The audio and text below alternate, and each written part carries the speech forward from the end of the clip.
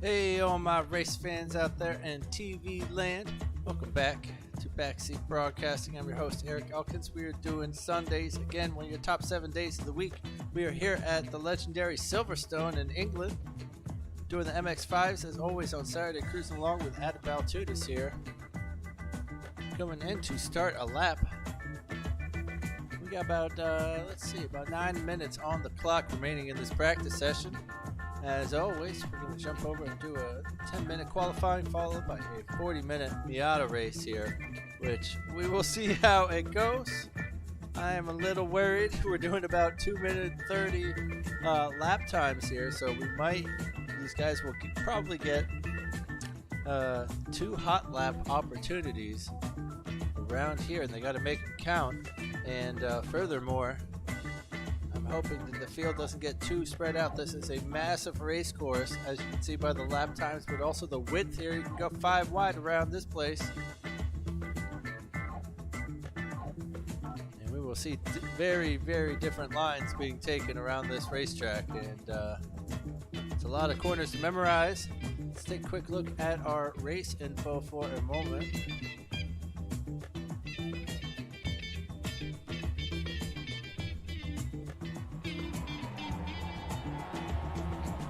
As you can see, the track temp is up to a 90 degrees there.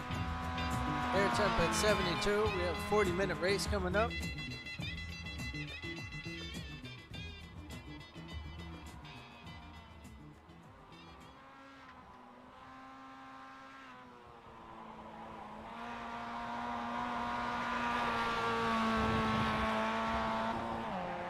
We see Adam Baltudis there rounding out Chapel and going into the Hanger Straits.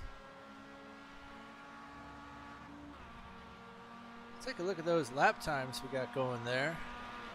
We see Craig Ream at the top of the standings, just barely dipping, or he is definitely dipping into the 2:29s, but he is the only one able to break the 2.5 minute mark. Ken Kruger sitting in second place and Adam Baltudis in third for this practice session. 2/10 back, Andres Garcia.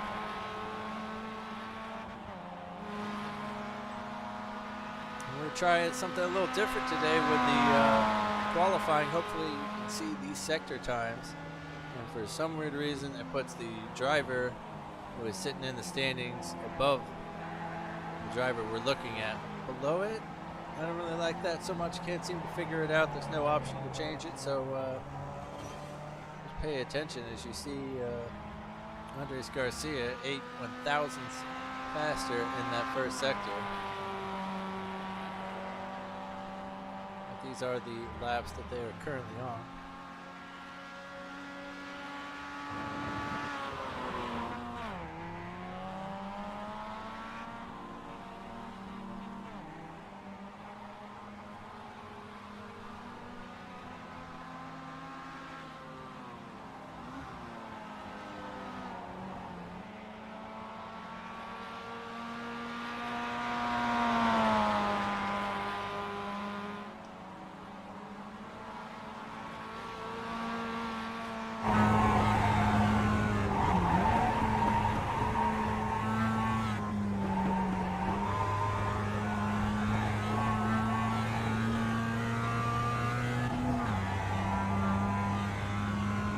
The way to go fast in these Miatas, sort of like the Spec Racers, which is a car I love driving, but you just have to slide it, and it's just not intuitive through a lot of racers sometimes, just how much you're going to listen to those tires around every single turn. The Spec Racer, it does feel a little bit more natural, but this is really more of a road car going around Silverstone in many respects.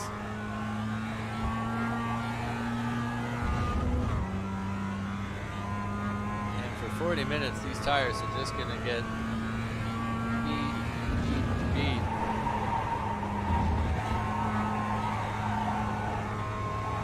And as a driver, you have to decide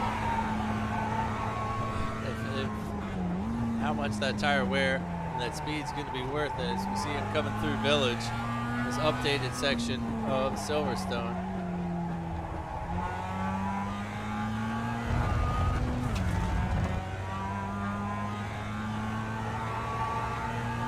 And he's out onto the Wellington Straights here.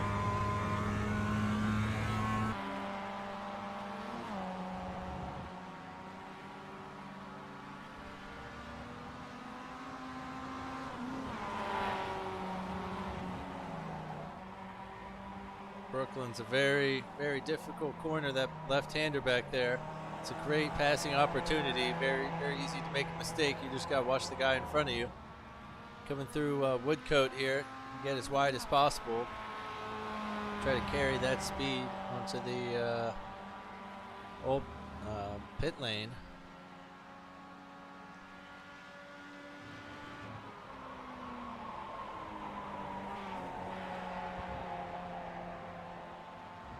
That one, Cops, it's never feels right in any car, really. You just try to carry as much speed as possible.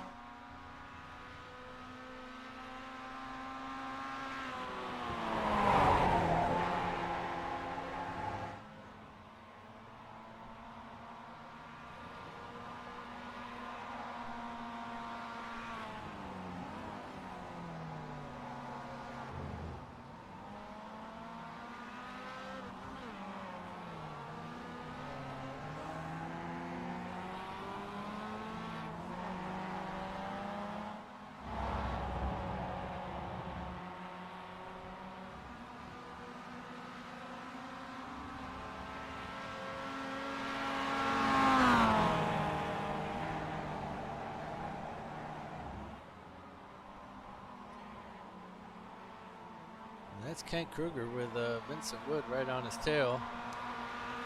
Practicing a little battle before the race starts.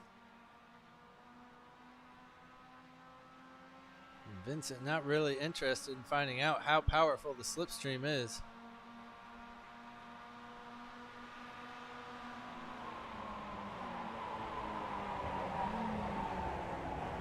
They just take the widest line possible through Stowe.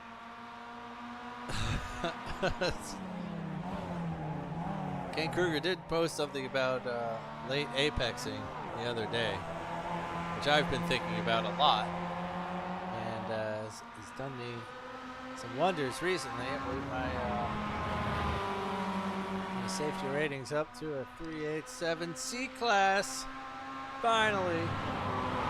Probably about to go over to a B finally. So somebody's having some issues on track here. I believe it was Corey Mitchell who blew his engine.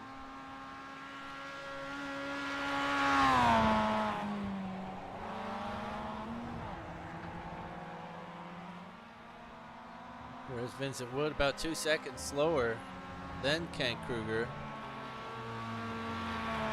I always like following the fast guys because I learn just following them. I change everything about how I drive the track. It's very, very good to watch. All right, so this is strange. Behind the curtain.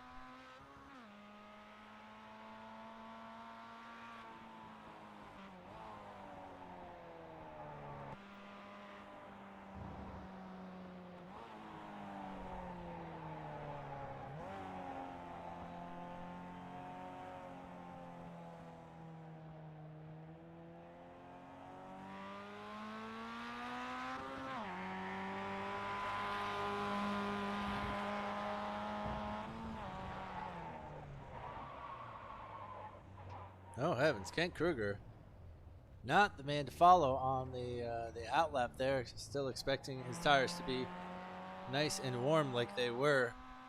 And he was putting in some great lap times, but no more.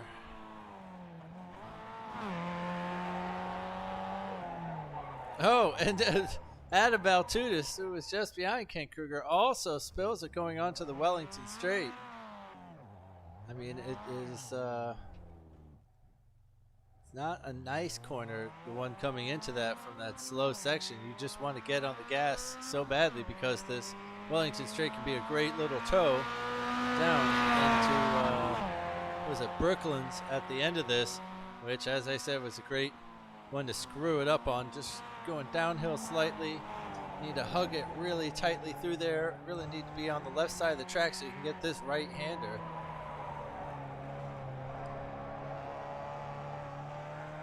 What's that? I forget the name of that weird big right-hander there.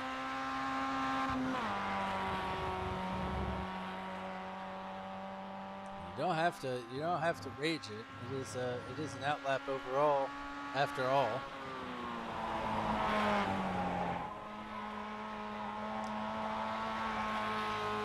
And it is a long outlap at that. It's Federico Del Toro on the hanger straight, 2:20 on the clock. I believe Vincent Wood was one of the first drivers out there. So at this rate, looks like everybody will get 2 hot laps at most.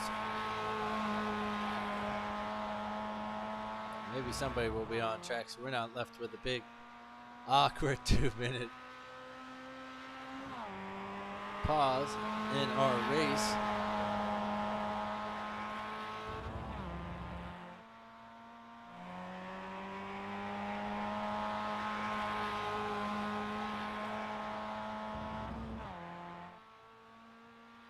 Pay no attention to these sector times yet. They will come into play next lap, as you're probably going to see. All greens from everybody again. And purple is, of course, fastest overall. As Federico is first through the first sector. Trying to get this Aintree turn. He seems to handle it fairly easily. That time with some heated up tires.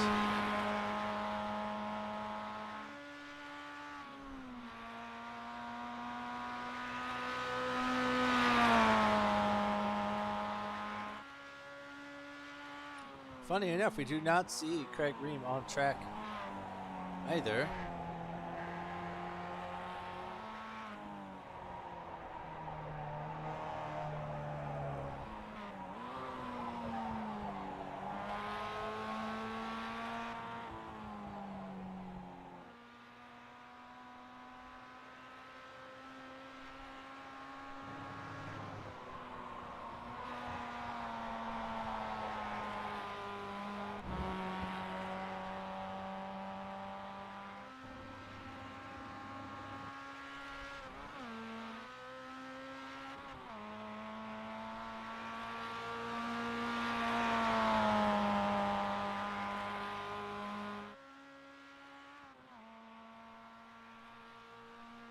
Ty Johnson goes fastest in Sector 3.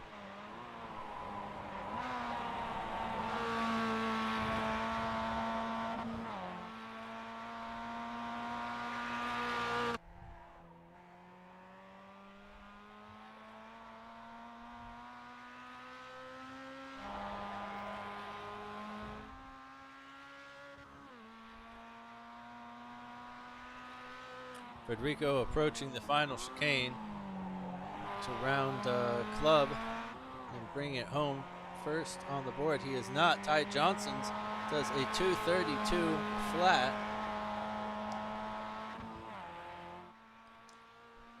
Federico puts in a great final sector to put him in 7/10 just ahead of him. Kent Kruger slots into third position, only good enough for a 2:34.8 at the moment. Vincent Wood slots into second with a 2:31.3. just a couple 100s slower than Federico. Bjorn Benches in 4th and James Dean in 5th. Ken Kruger unable to find the speed he had in practice. Just needs to relax and make this second lap count.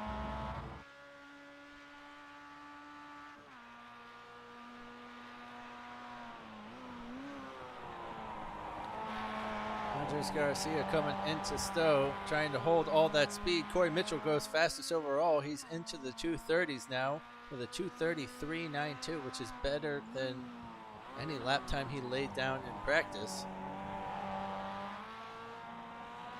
I believe he was 6th overall, and Ken Kruger was 2nd place with a 230.4 or something like that. Andres Garcia crosses the line, also into the 230s, .717. It's in a fantastic Sector 4 time there.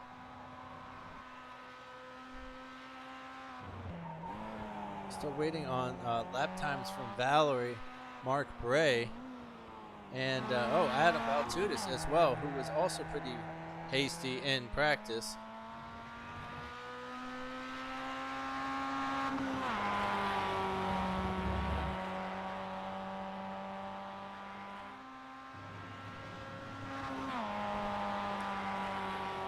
For the moment, Corey Mitchell on pole position.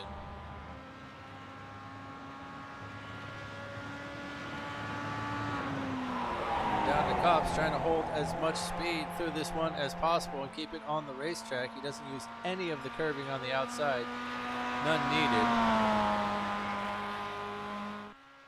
He comes through Maggots and Beckett's. And a little hot, downshifts again.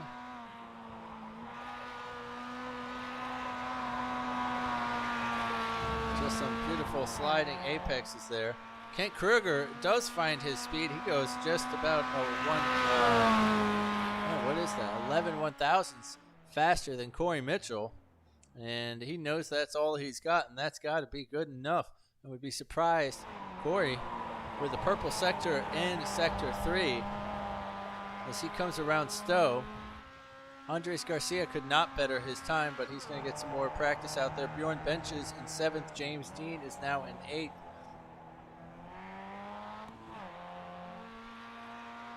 Let's see, Corey Mitchell rounds the final club corner.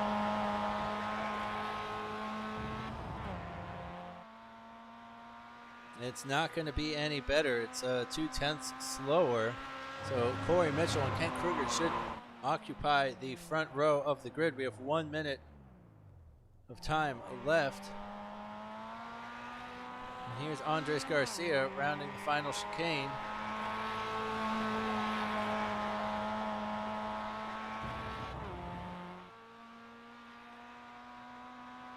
Oh, he goes fastest overall with a 230 flat and relegates Corey Mitchell to the second row. That was a killer lap there with a getting into under 30 seconds in Sector 4. Very impressive there. And still going faster yet in Sector 1. Very impressive. And leaving me with no awkward pause in between qualifying and race. Very much appreciated, Andres Garcia, keeping us on our toes as well. So amazingly pretty tight grid in there. Not even a second between 1st and 5th place around a very long racetrack. So let's take a quick look at the starting grid. We have, of course, Andres Garcia on pole position, followed by Kent Kruger, who found his speed right at the end there as well. Corey Mitchell slots into 3rd, lines up next to Adam Baltudis. They're followed by Vincent Wood in 5th, followed by, stacks up against Federico Del Toro. They are followed by Ty Johnson, Bjorn Benches, Mark Bray, and James Dean. Craig Ream and Troy Banks we did not see on track. And behind them, Valerie Asensio and David Fendick will line up if they so choose. I believe Valerie was with us, but she was not able to set a qualifying time. but she usually joins, which is very nice to have a fuller grid out there.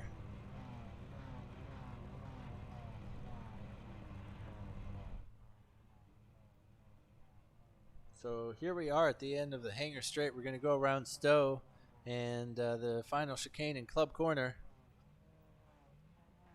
And that is all of the outlap that we will have.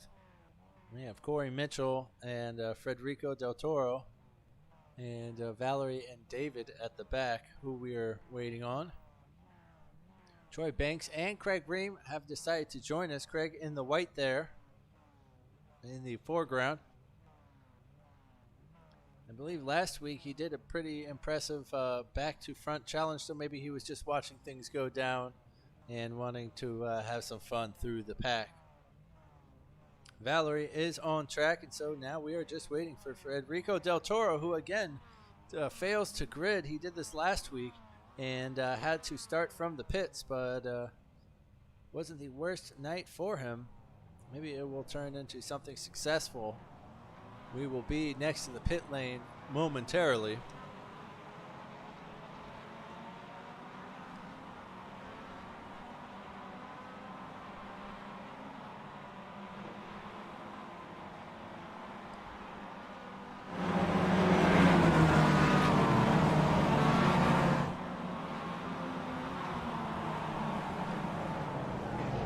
Side by side they're coming. Ken Kruger doesn't want to let him too far away. Corey Mitchell is right on Andre's bumper.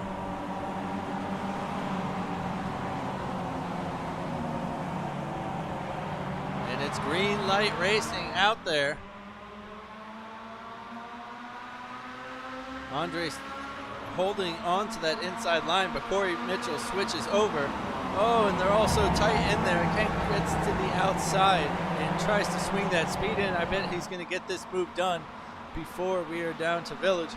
Let's see what happens as Corey almost follows through on the inside. Ken tries to carry too much speed around the outside and goes slightly wide off track. He gets back on door to door again with Andres Garcia. And Corey Mitchell gets involved there as the guys come back to the left, coming around Aintree.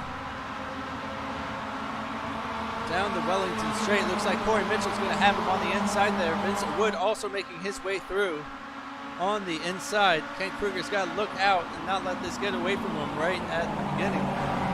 Carries a lot of speed around the outside. He just wants to stay with him through Lowfield. So, Corey Mitchell locking up that rear brake.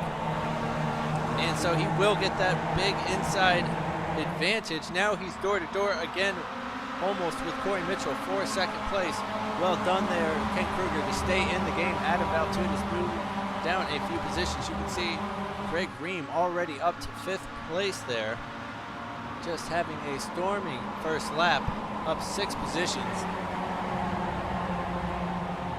As Vincent Wood there is forced a little bit wide.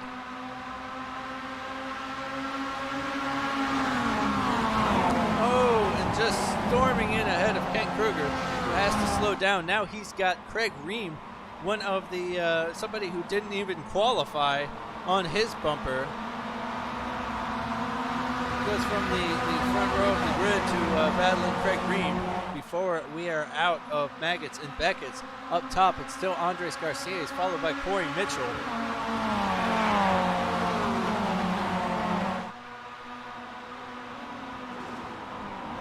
Corey trying to move on the inside. Oh, and Vincent Wood and Ken Kruger get turned. Craig Ream is off track. And we have a lot of cars caught up in that. Oh, and it looks like Vincent Wood still off track. Ken Kruger gets moving again. Craig Ream at the front of this pack with some damage, but gets away with it. Corey Mitchell is not letting Andres Garcia get away with it.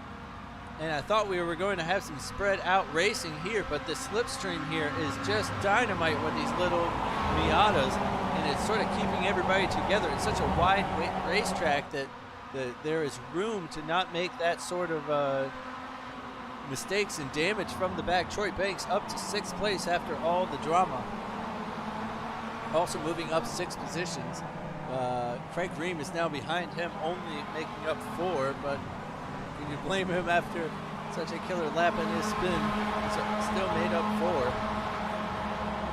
Ty Johnson finds himself in 3rd position, starting 7th this race.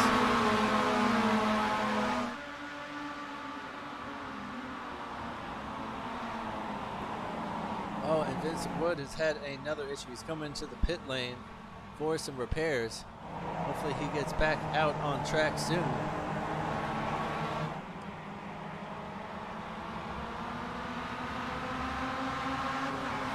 And the top 5 have stayed together a little bit, but then you can see some seconds between some of the midfield runners here who have not been able to stay together. They're just going to have to wait on the guy in front of them to make a mistake so they can get into the slipstream. Kent Kruger all the way back in 10th position. Let's see if we can see what happened. Here is Kent Kruger with Vincent Wood ahead of him. Oh, he gets a whack from behind, and that sends him into Vincent Wood. I don't know if it was Craig Ream expecting him to brake later, as Craig is one to do.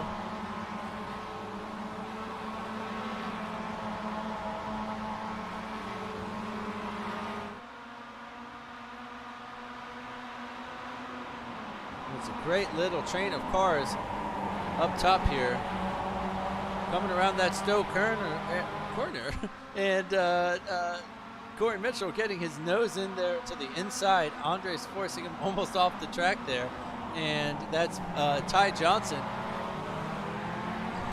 trying to force his way into 2nd place. That's Adam Baltuda swapping positions with Bjorn Benches, almost getting it done there.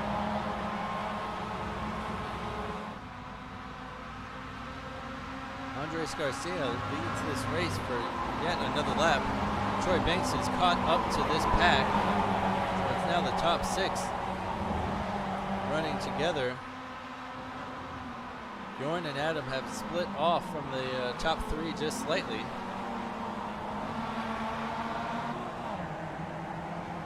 As I think that damage is hurting some of these drivers. I think Ken Kruger running about 1.5 slower than the cars in front of him, and I think that damage down the straights is going to be detrimental to him and his top line speed.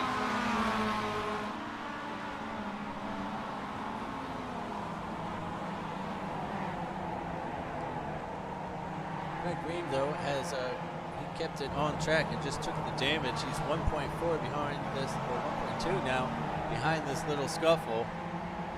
And that's going to play into his hands. He's very quick around here. And Corey Mitchell not quite able to stay with Andres Garcia, as he's now 0.7 behind.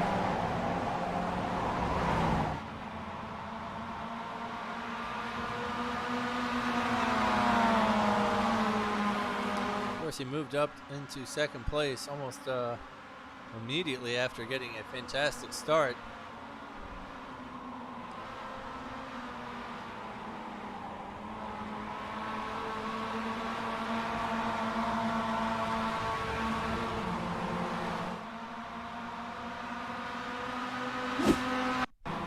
Let's actually see how that happened.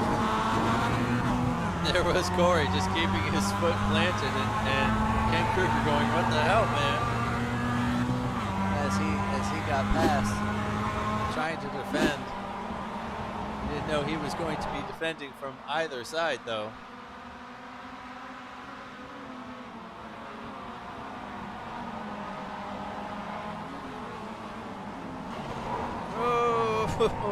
Oh, this is an exciting one, isn't it, folks?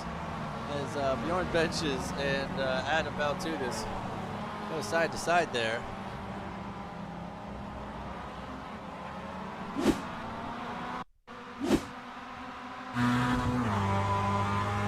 Here they come. Adam takes to the inside.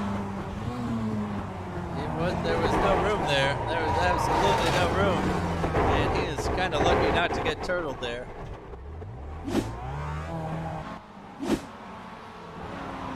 moment, Adam is trying another inside maneuver on Kent Kruger. And perhaps with their damage, they deserve each other down these straights. We'll see if their top speeds are nowhere near each other, although I guess a lot of the setup this evening might have been dedicated to getting the ride height correct and trying to get the top speed up as much as possible. You can see 8, 9, 10 on the battle box there with their top speeds are all the same. And the top of the grid has spread out slightly. Andres has got a second up on Corey Mitchell, and then Craig Ream has gotten by after we saw Bjorn Benches and Adam Baltudas go falling down the standings. Craig Ream has handed another one. He just had to get through all the mess. Hard to tell if it was unscathed. I know that Troy Banks was right behind them, and I think he got a piece of it. But he lives to fight another day, up to 5th for 2 men that failed to qualify, doing all right here at Silverstone. Bjorn still trucking. He's in 6th, which is pretty good. Started in 8th, could be worse. He's followed by Mark Bray, who is followed by James Dean, who's catching up to him. So we'll watch this little battle ensue as well. Adam Baltudas is ahead of Kent Kruger.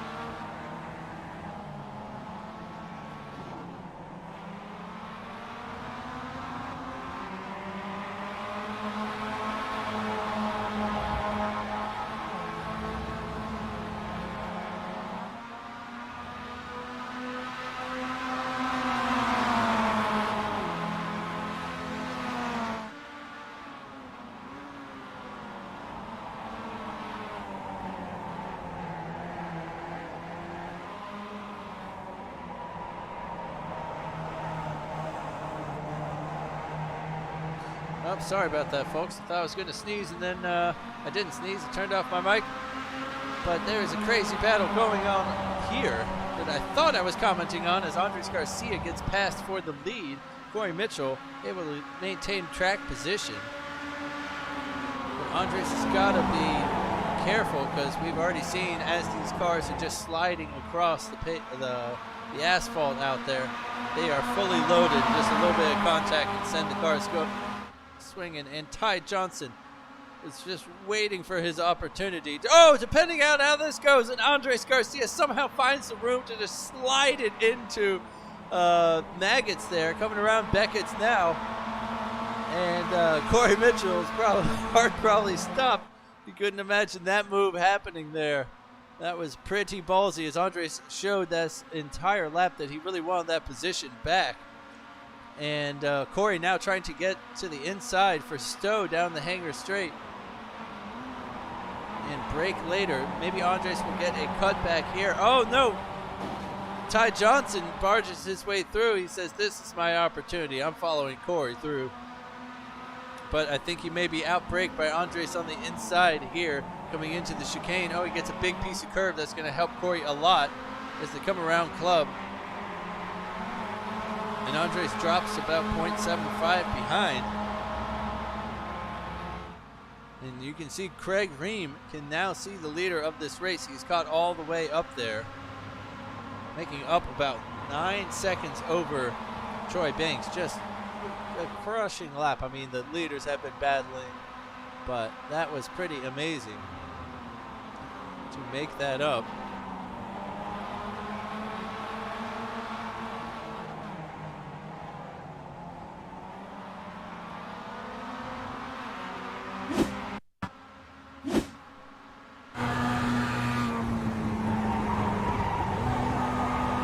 Perhaps they were a little bit more side to side than I thought they were, but Andres just did not break and knew Corey would have to, and just was hoping he could make his way through.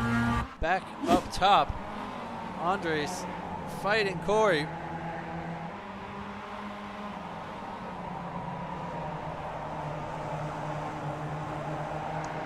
Trying to keep it on track around Lowfield.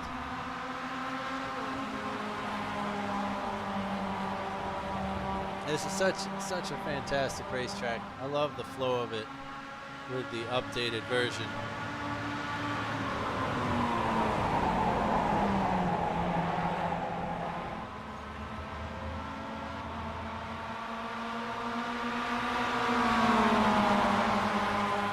And let's see if he can pull this maneuver off again, or if Corey is not going to be fazed by it. They are so close to each other, but managed not to touch.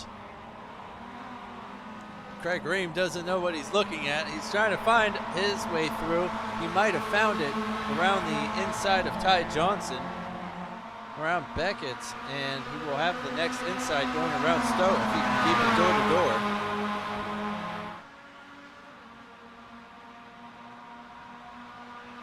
Corey to the outside this time.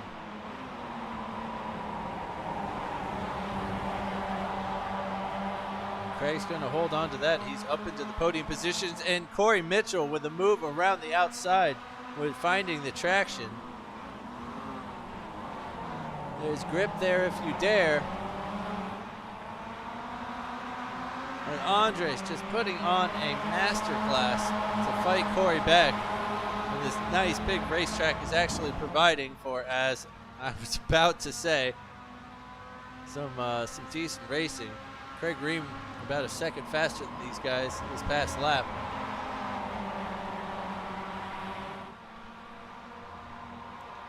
I don't even know how many times the lead has changed hands. Oh, and this great banging doors. If you're gonna bang doors, you better do it with these things. Oh, that was a little bumper smash there. Not good for the aerodynamics, that's for sure. And Craig Ream doesn't even know if he wants to fight for first place. Since my car's already beat up. This guy's fighting hard, watching the whole thing go down. Oh, but he does put his nose in there around Brooklands and pushes Andres wide. He's going to have the inside to Lowfield here. But Craig finding the adhesion around the outside somehow. Ty Johnson wondering how he's going to get back into this battle. We just need somebody to bang doors a little bit harder when the cars are fully loaded.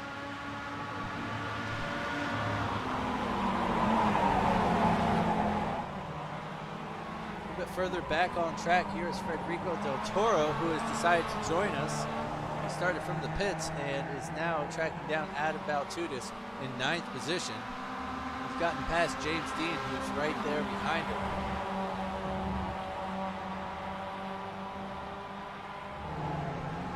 Meanwhile, Ken Kruger is fighting his battle back up the grid. He's just gotten past Mark Gray and is pulling off. He's got Bjorn Benches, who is 6.8 down the road. Back to battle for the lead here. And there's 1 second between the top four, which is just great as we approach almost the halfway point. Oh, then there's Ty Johnson coming back, going very wide around Stowe. And Craig Ream being, very patient. Andres gets plenty of curbing. He's definitely on the defensive instead of the offensive with Corey again. Once you start defending, you are definitely losing a ton of time to Corey, who's got that clean racetrack ahead of him.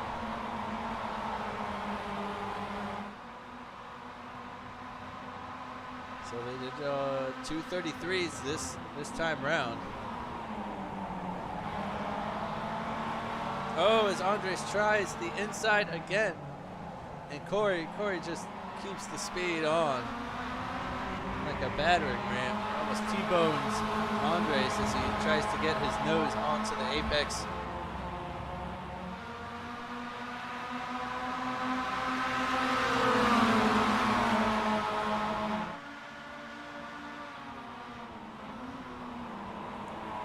I know it's hard to look away, but I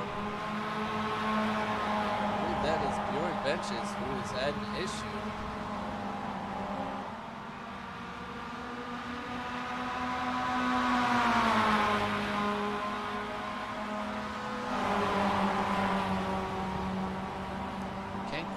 Finding tons of speed on the inside, manages to hold on to it.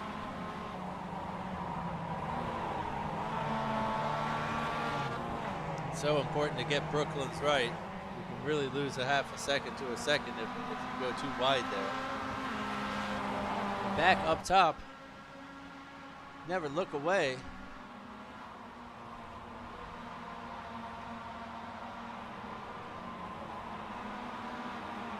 Oh, Craig Ream getting a little squirrely.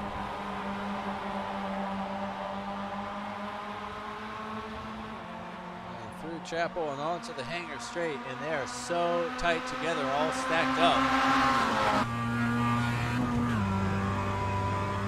And Ty still not interested. Looks like one of those Vincent Wood, I believe, not interested in checking out the slipstream capabilities. Slipstream is real, as you can see. Ty Johnson there doing 125 versus Troy Banks with no toe behind doing 119s. So if you're in the back of a 4-car train, you can get an extra 6 miles an hour. And there's Craig Ream taking a lot of curve ahead of Ty Johnson.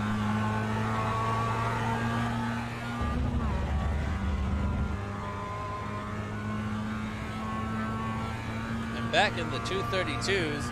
And 231 with the Ty Johnson there. These guys are really starting to push again as we're over the halfway point in the race.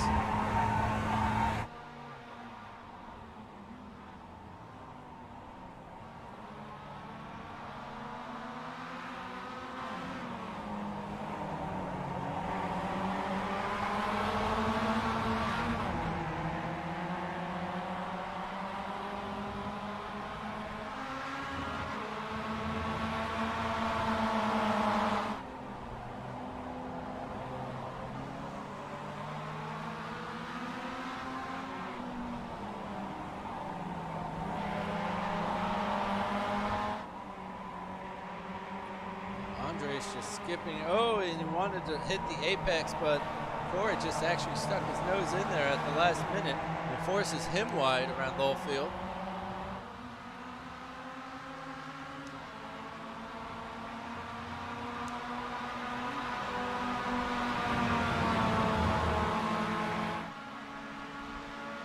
I wish they actually traded paint in iRacing when you hit somebody.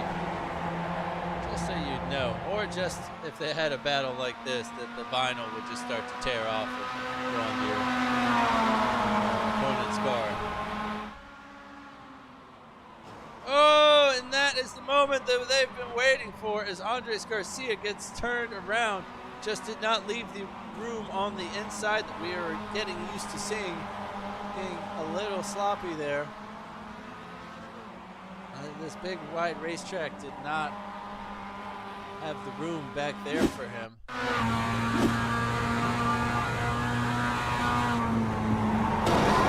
Yeah, most certainly, he was on the outside of Maggots that time instead of on the inside where he's pulled off those great moves. Just not the same.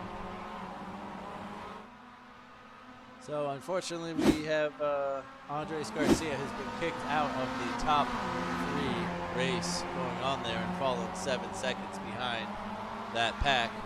There's a lot to ask for him. That's Craig Ream in 2nd place and Ty Johnson in 3rd.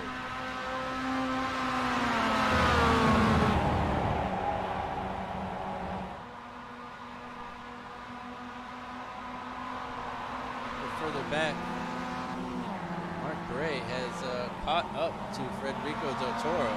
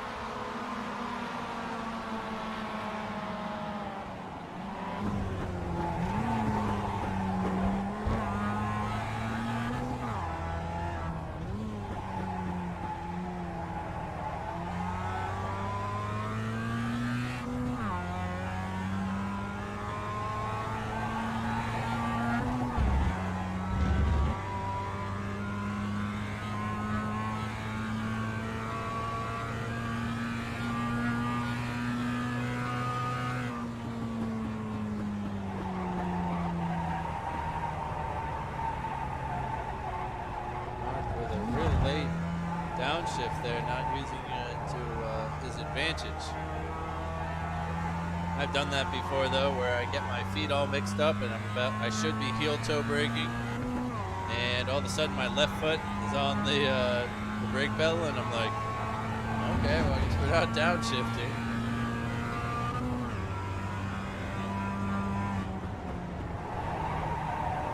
Once you realize it, you're braking. It is too late to switch your right foot back over, make up for it.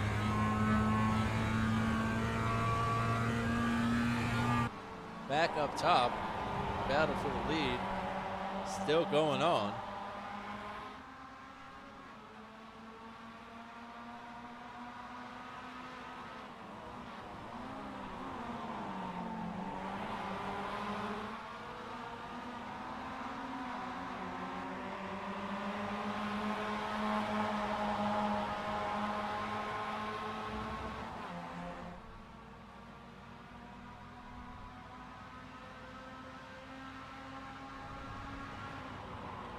Take a quick look at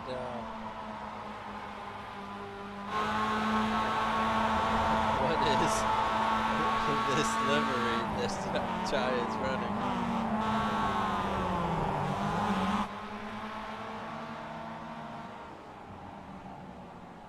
And Craig Ream, being the patient man he is just going to hold on to Corey Mitchell there. Wait for a really great opportunity. Just as I said, wait for a really great opportunity. He's going to make a move on the inside. Make Corey go wide and do a mistake there, and he could get a better cutback racing line out of here. Plays his cards right, but looks and sound like he had to do more throttle control than he was optimally hoping.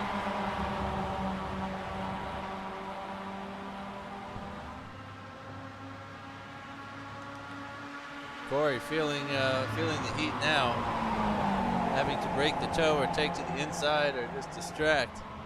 He is definitely changing his driving behavior.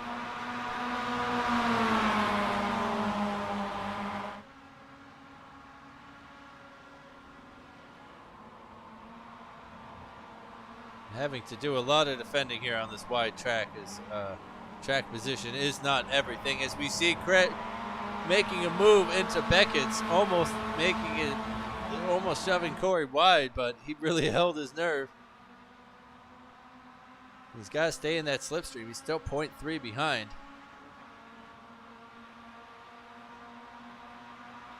And with that damage, he's got to be a little bit slower on the straights.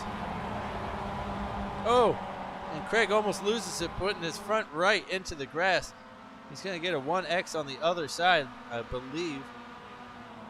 He does stay ahead of Ty Johnson, who thinks about it on the inside.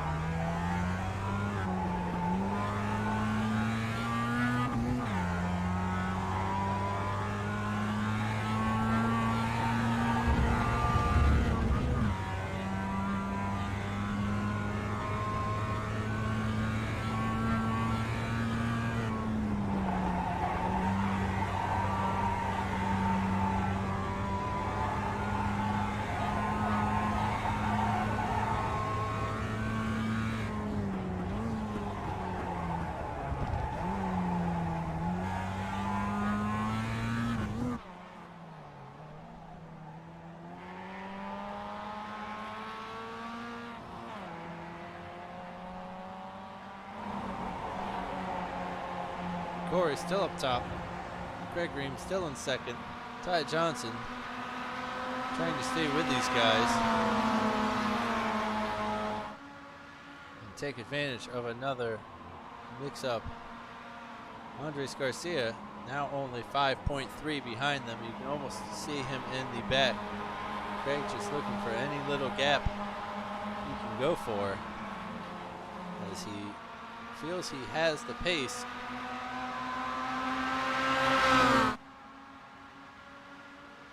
In the middle sectors of this lap. Corey Mitchell trying to go very narrow around Stowe. Maybe just a little tap there with Craig, who has a ton of speed. He's going to have the racing line into the final chicane here, but decides to let Corey have it, yield.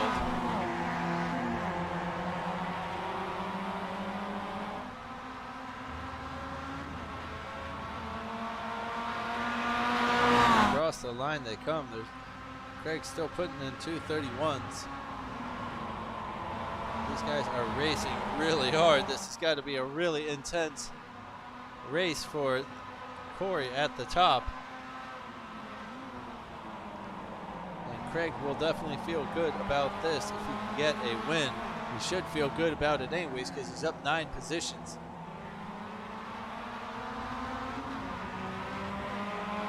He's almost run a clean race, except for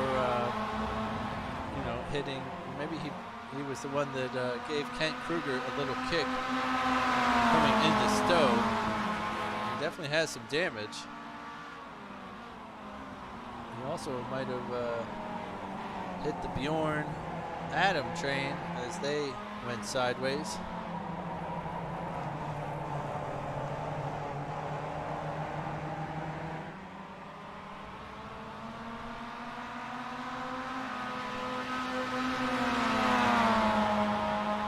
Bjorn with no side view mirror. That means he's had a really good race.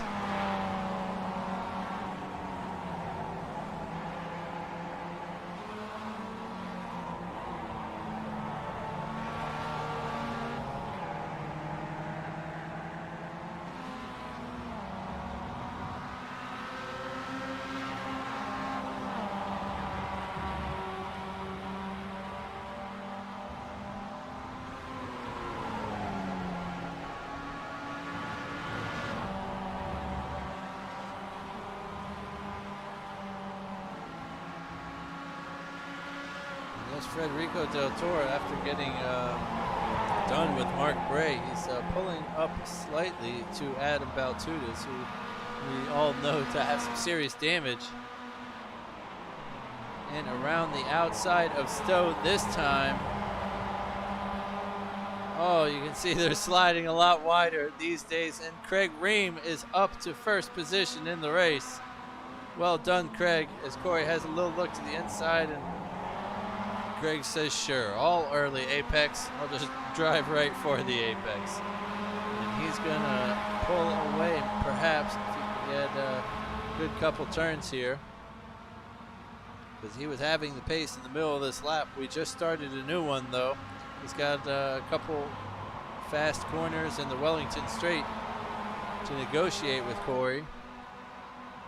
And he is running with some damage, which will slow him down on the straights.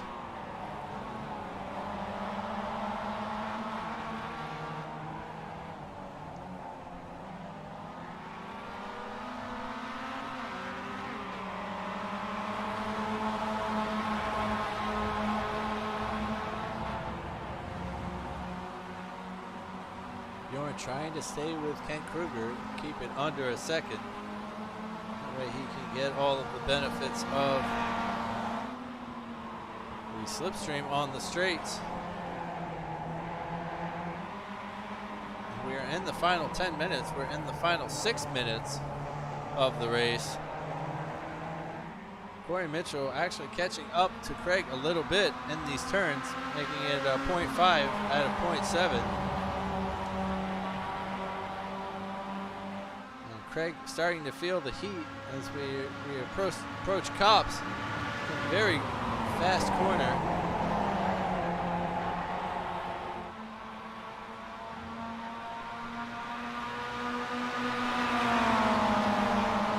Corey now carving out that lead, and the slipstream everywhere is so powerful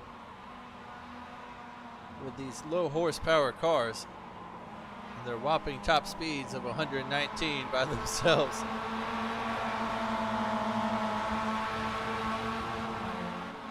Let's see if we're about to go through the speed trap, what kind of speeds we can see. 122 and 123 last lap. Corey takes back to the inside. And these guys are just going to try to break later and later. That brings Ty Johnson almost into play. Craig wants to keep his bumper in there, but he just can't.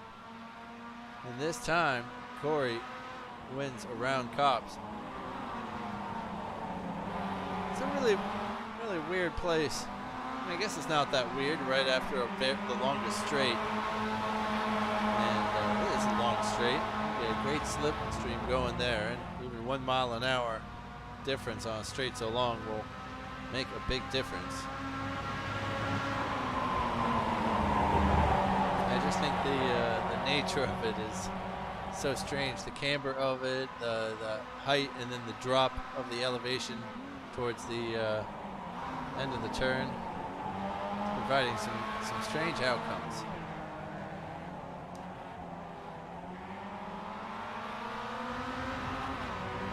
Oh, and Andres Garcia enters the pit lane. I don't know what happened. Maybe he had some sort of issue.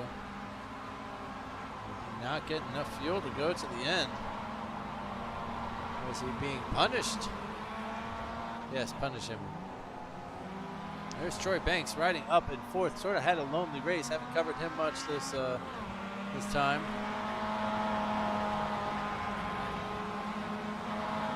Kent Kruger running in fifth. Not what he was expecting from the start of the race. Bjorn Benches down in sixth. He's moved up too. Adam Baltudas not having a great time after tangling with Bjorn early on. Rodrigo Del Toro is in eighth, which is he gridded in sixth, but failed to make the grid and had to start from the pit lane, so he's doing okay. Andres Garcia back out on track from the pit lane, currently running ninth. Mark Bray is in 10th. In the background there, you can see James Dean rounding out down the Wellington straight here. Valerie, I'm sorry, Valerie, you are on track with 12th position at the moment.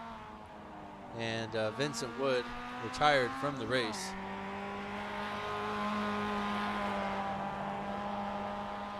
As we are into the final 3 minutes of the race. We're on the penultimate lap. Coming around Copse for the penultimate time. You're going to get to do it one more time.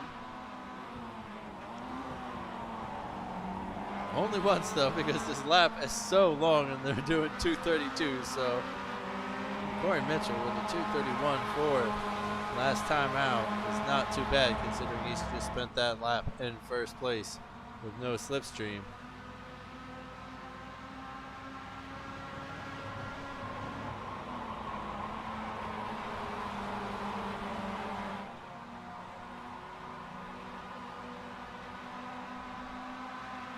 Ladies and gentlemen, this will be our final lap, so Craig will have to make something happen soon.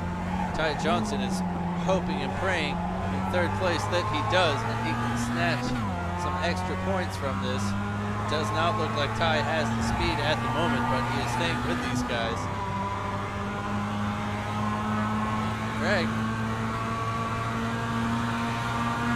takes to the inside. Into Brooklands. He's not able to pull at the car length ahead that he's so required. And Corey's going to hold on, showing some real nerve just for this last lap. He's going to have to put on a defensive masterclass on this wide track. And Craig Ream looking like Every corner could be a passing opportunity. This track is high speed, all about bravery. There are really very few actual sort of hairpin slow or even medium speed turns around here. They're all pretty much high speed in these Miatas.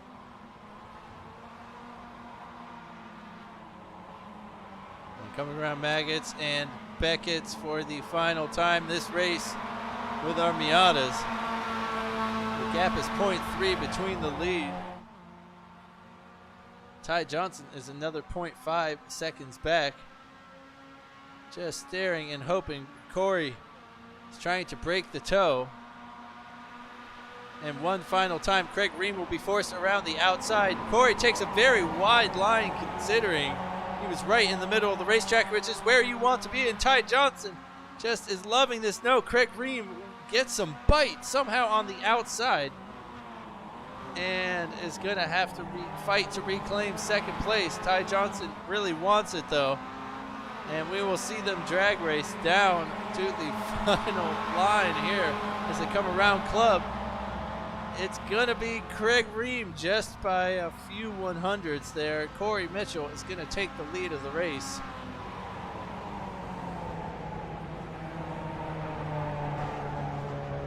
Amazing finish, and that's going to be Troy Banks who brings it home in fourth there.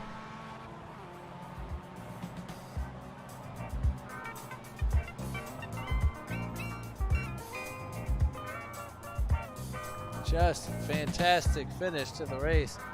It's all you could ask of Ty Johnson to keep it interesting right at the death as Craig Ream is pushed a little wide. Troy Banks brings it home in fourth place.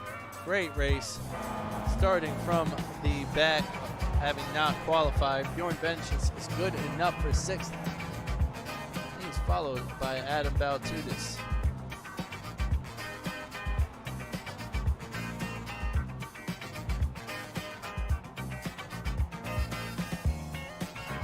Let's take a look at the results real quick, everybody.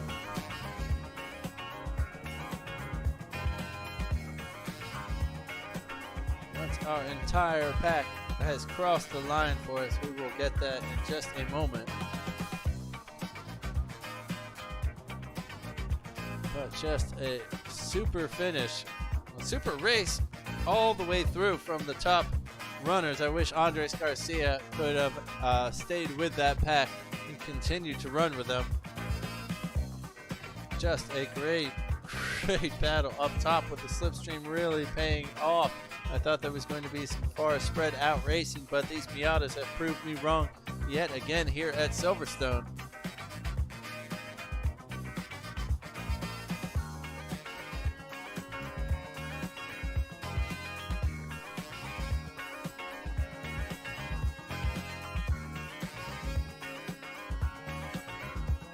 Here is Valerie coming through the final chicane for the final time and rounding Club Corner. And she is our final runner this evening.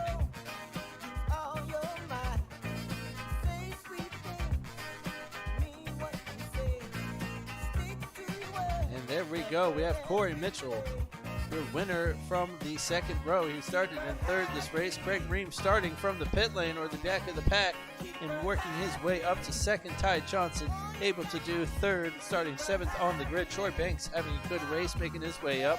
And Bjorn Benches finishing in fifth, followed by Adam Baltudis in sixth. Federico Del Toro finishes seventh. Ken Kruger, unfortunately, only good enough for eighth, having started on the front row with Andres Garcia, who had another issue mid-race with the front pack. Mark Bray, only good enough for 10th, followed by James Dean, Valerie Arsencio, and Vincent Wood, and David Fendick retired from the race.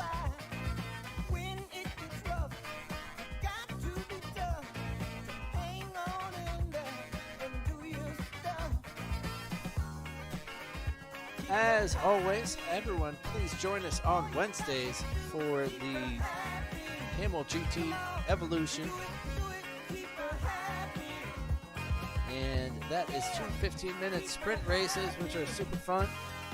Just a real crazy one to do. And then on Thursdays, make sure you join us for the big one. It's the LMP2 GTE cars, which will be awesome here around the Great Silverstone Raceway. Thanks for joining us once again. We'll see you on Wednesday, folks.